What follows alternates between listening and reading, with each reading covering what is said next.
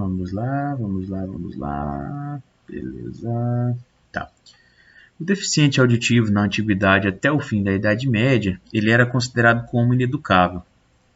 Ele não era aceito como cidadão e também não tinha o direito de casar, herança familiar e nem acesso à educação. Somente a partir do século XVI que essa visão foi começando a ser deixada de lado. A metodologia usada como base até hoje para alfabetizar crianças surdas foi desenvolvida a partir do século XVIII pelo abade francês Charles Michel de Epée, que fundou em 1755 a primeira escola para surdos. Ele ensinou ali o alfabeto com gestos manuais, descrevendo letra por letra, e essa metodologia ela foi sendo aperfeiçoada, ela foi sendo adaptada à medida em que outros países também adotaram essa nova linguagem. Ela sofreu ali as suas variações, suas adaptações de acordo com cada país, né? Vamos para o próximo slide. Próximo slide, beleza. Tá. Trajetória histórica, a linguagem brasileira de sinais, Libras. A difusão da linguagem ela começa em 1855, quando Dom Pedro II convida um professor surdo francês chamado Ernesto Rouet para fundar a primeira escola para surdos do país. Foi fundado em 1857, né, o Imperial Instituto de Surdos Mudos, e se torna a primeira escola para surdos no país. Essa escola funciona até hoje, né, com o nome de INES, Instituto Nacional de Educação de Surdos. O Rouet ajudou a criar uma linguagem própria a partir da mistura entre a já conhecida língua francesa de sinais e gestos que já eram utilizados por surdos brasileiros. E, pensando na trajetória da Libras no país, apesar de ganhar espaço, né, o avanço da linguagem de sinal foi gradativo. E só em 2002, quase 10 anos depois ainda, de um projeto regulamentar que visava a legitimação da linguagem. Só depois de 10 anos desse processo, né, que em 2000 a Libras foi oficialmente aceita. Próximo slide. Cultura surda. Cultura surda é a maneira como os surdos observam, interpretam e interagem com o ambiente em que vivem, tanto físico como socialmente. São conjecturas aí de características que tornam esses indivíduos parte dessa comunidade.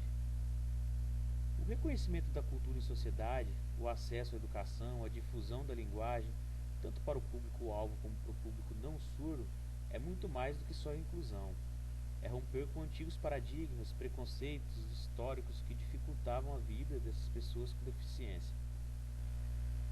A gente pode citar grandes vultos históricos que foram acometidos pela surdez e deixaram grandes contribuições para a humanidade. A gente pode falar do Beethoven, né? Que é um grande músico, um grande gênio aí da história da música, que ele foi acometido pela surdez. Ele compôs a nona sinfonia surdo, apesar de que há alguns indícios que divergem, né? Falam que ele não estava totalmente, alguns falam que estava. Mas enfim, ele por ser músico, né, tendo aí a sua audição como a sua principal ferramenta, ele foi acometido pela surdez também. E aproveitando o gancho, né, Beethoven falava através das suas cartas.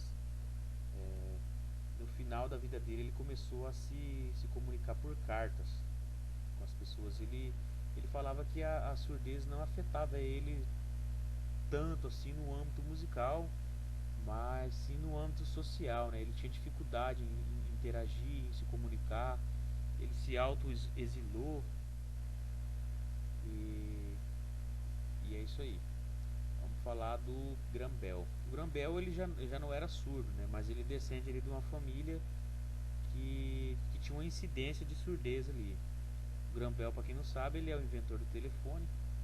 Ele passou a lecionar fisiologia vocal na Universidade de Boston e passou a utilizar métodos que o pai dele utiliza está ensinando pessoas surdas. E tem o Thomas Edison, né, que é um grande inventor americano. A invenção mais famosa dele é a lâmpada. E ele também foi acometido pela surdez. Próximo slide. Esse é o símbolo internacional da surdez. Cultura surda no Brasil. A partir de 2002, com o reconhecimento da Libras como língua do Brasil, diversas outras conquistas fizeram parte da história recente do nosso país. Em 2004, foi regulamentada a lei que determinou o uso de recursos visuais nas propagandas oficiais do governo. Em 2008, foi instituído o Dia Nacional do Surdo, comemorado mais precisamente no dia 26 de setembro. Em 2010, foi regulamentada a profissão de tradutor e intérprete de Libras. Em 2015, foi publicada a Lei de Inclusão, ou Estatuto da Pessoa com Deficiência, que trata da acessibilidade em áreas como educação, saúde, lazer, cultura e trabalho. E em 2016, a Anatel publica a resolução com regras para o atendimento das pessoas com deficiência por parte das empresas de telecomunicações. Ouvintes e Libras. A Libras ainda é pouco conhecida e usada por ouvintes. A comunicação entre surdos e ouvintes por meio das Libras propiciam a otimização da comunicação interpessoal entre os indivíduos. E de acordo com o IBGE, existem cerca de 10 milhões de surdos somente no Brasil, que corresponde aí a quase 5% da população. 70% dos surdos brasileiros têm dificuldade em compreender o português e não entendem o que você comunica. Estudos conduzidos por Ray Birdwhistell revelaram quanto a linguagem verbal e não verbal influenciava na comunicação. Cerca de 73% da comunicação se dá de maneira não verbal, né? A maneira verbal é só uma pequena fatia ali da comunicação em si, né? O restante ela se dá através de gestos, postura corporal, expressões faciais e movimentos dos olhos. Capacitação de ouvintes. O aprendizado da Libras é uma chave para a universalização da comunicação. Mesmo não havendo surdos na família, a gente pode estar auxiliando outras pessoas no nosso cotidiano, né? O INES oferece cursos de capacitação em Libras com certificação, cursos gratuitos. Tem um site aqui das plataformas para vocês aprenderem. Próximo slide. Esse é o meu nome escrito em Libras. Experiências locais bem-sucedidas com Libras.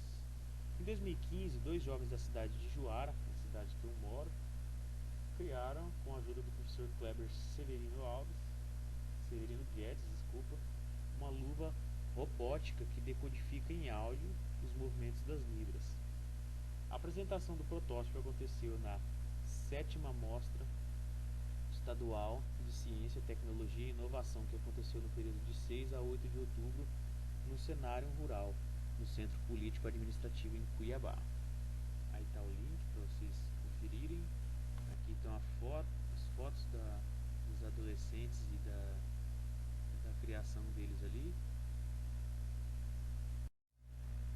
Libras e cultura surda, o que pode ser feito no Poli. A Uninter poderia oferecer cursos gratuitos de Libras para os acadêmicos ou pessoas que se interessariam, né? Poderia promover gincanas entre os acadêmicos com temática, promover campanhas municipais, divulgando nas redes sociais, rádios, fazendo pit stop na avenida, panfletagem, etc. E fazer palestras em escolas para níveis fundamentais e médios, salientando assim a importância e a conscientização desde os primeiros anos da nossa vida escolar, né? Vou passar para o próximo tema, referências.